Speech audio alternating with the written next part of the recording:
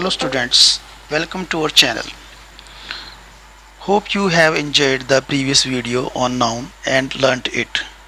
Today we are going to discuss kinds of nouns. Noun के प्रकार.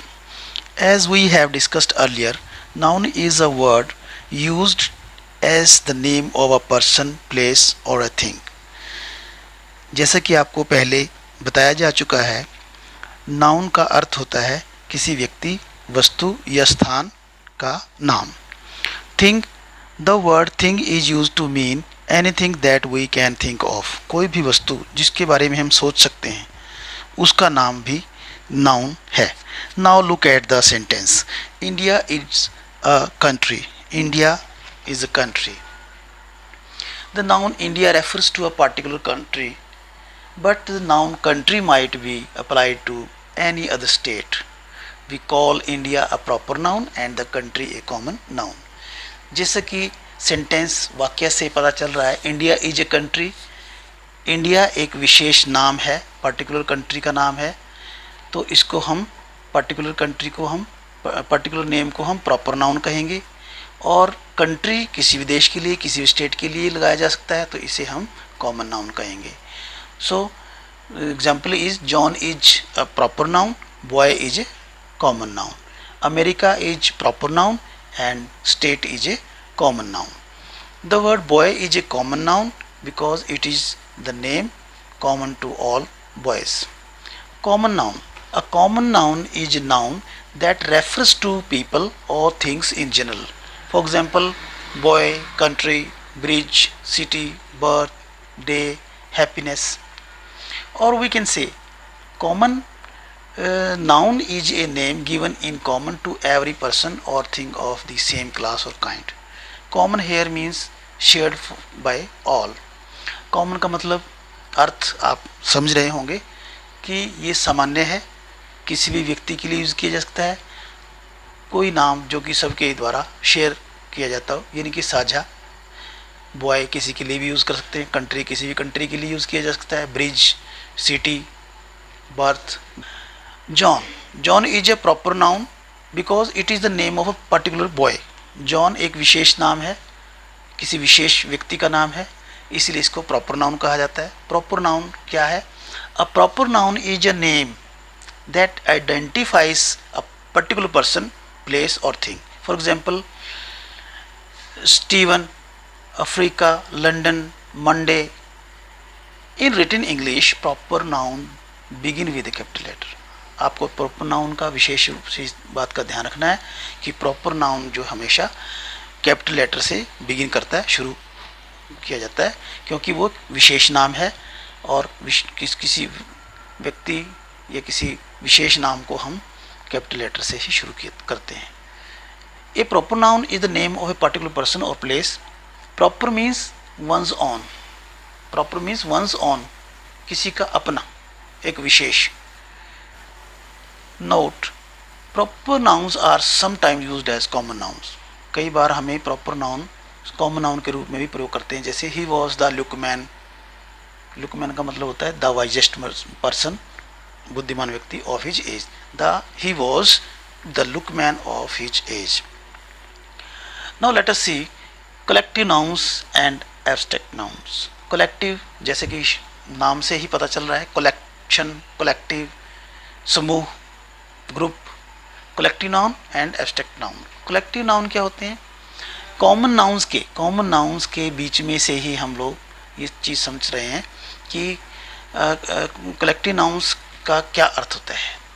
Collective nouns refer to a group of people और things. A group of people, एक समूह, एक group. Audience, बहुत सारे लोगों की, सुनने वालों का ऑडियंस. ऑडियंस में सुनने वाले. फैमिली, परिवार के सदस्यों का एक ग्रुप. गवर्नमेंट, सरकारी अधिकारियों का एक ग्रुप. टीम, किसी खेलने वाले खिलाड़ियों का, किसी भी तरह की टीम, वो भी एक ग्रुप होता है. जूरी, जजों का, जजेस का एक group. In American English, most collective nouns are treated as singular with a singular verb. ज़्यादातर हम लोग collective nouns को सिंगुलर के रूप में प्रयोग करते हैं और सिंगुलर वर्ब इसके साथ प्रयोग की जाती है। The whole family was at the table, for example ये एग्जाम्पल देखिए, द होल फैमिली, पूरी फैमिली एक टेबल पर थी। फैमिली एक ग्रुप है, एक फैमिली मेंबर्स का एक समूह है, इसलिए सिंगुलर के रूप में इसका प्रयोग किया जाएगा। A collective noun is the name of a person, sorry, a collective noun is the name of a number or collection of a person or things taken together and spoken of as one whole. As जैसे हम देखते हैं crowd, लोगों की भीड़, mob भीड़ होती है वो भी, team, flock, herd, army, fleet, jury, family, nation, parliament, committee, ये सब कलेक्टिव नाउन के एग्जाम्पल्स हैं। There are some special collective nouns that are a fleet, fleet of ships or vessels, समुद्री जहाज़ों का एक समूह, उसको फ्लीट कहा जाता है, fleet. A bunch of flowers, फूलों का गुच्छा। A brood of chicks, chicks chickens,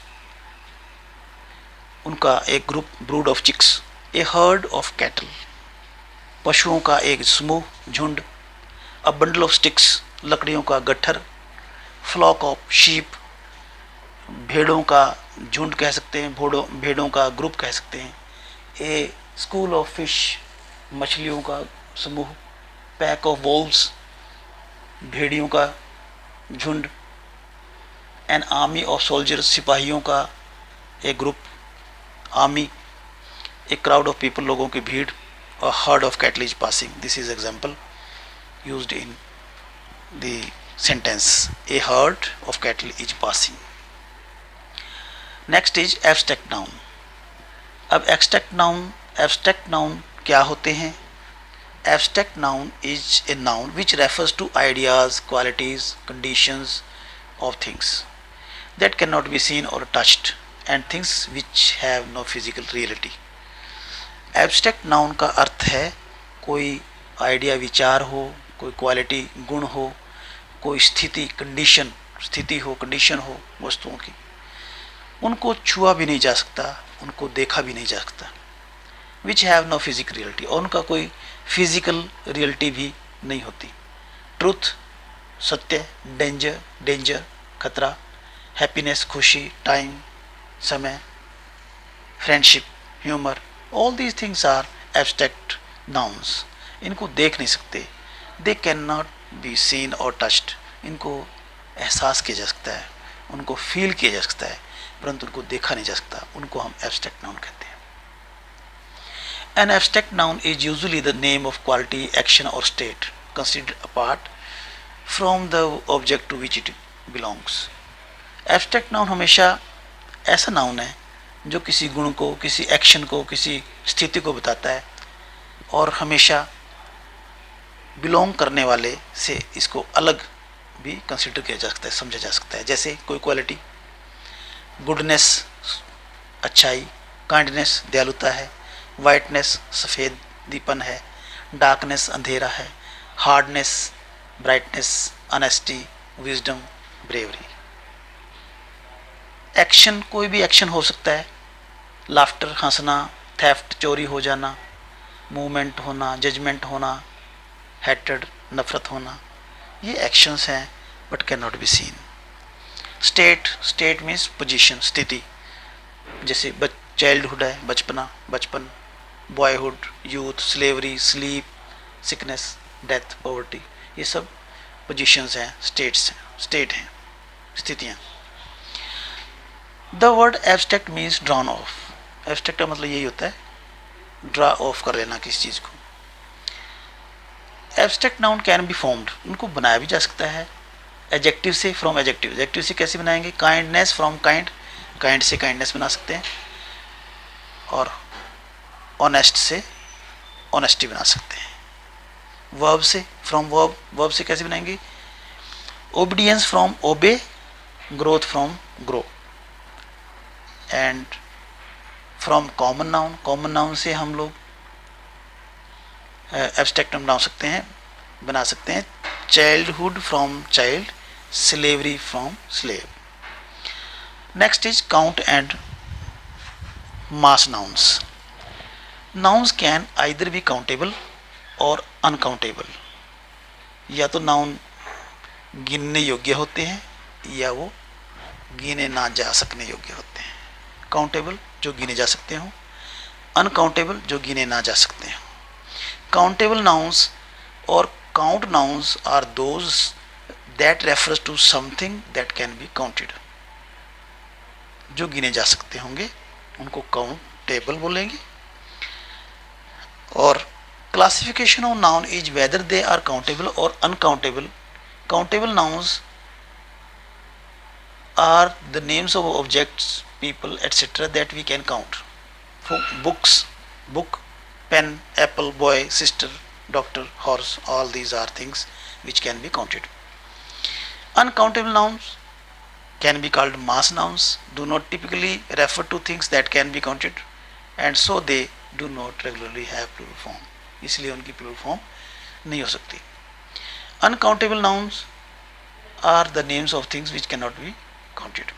Milk, oil, sugar, gold, honesty, it cannot be counted. They mainly denote substance or abstract things. ये हमेशा किसी सब्सटेंस को डिनोट करेंगे या किसी एब्स्ट्रैक्ट थिंग को डिनोट करेंगे.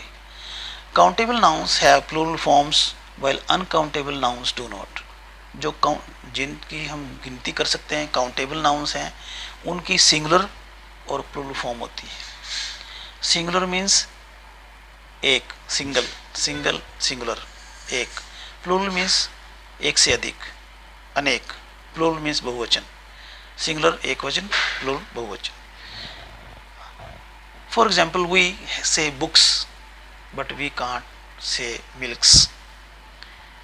So students, this is all about kinds of nouns, and I think it is a very fruitful lesson for you to understand the nouns and its kinds. Thank you very much.